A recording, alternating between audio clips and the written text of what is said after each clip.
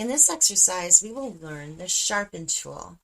The Sharpen Tool is basically used to make images sharp and crisp. Okay, let's see how this tool will work. If I right-click on the Blur tool, we can see the Sharpen tool underneath the Blur tool. We can also create a shortcut key for this tool as we did in the previous exercise. Okay, now I have selected the tool. Make sure you create a new layer from here.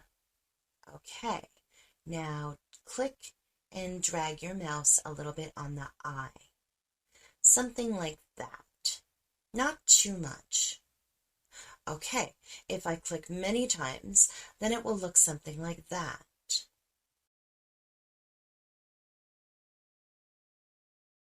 Okay, let's undo that and paint a little bit on the other eye. Also something like that.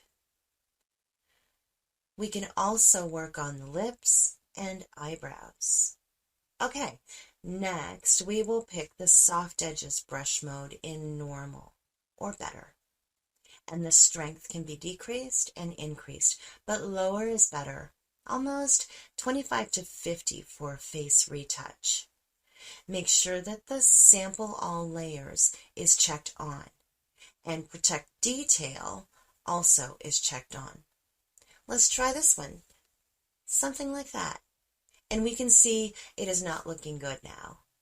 Check this on and try it. See? It's better. Okay. In the next exercise, we will learn the smudge tool.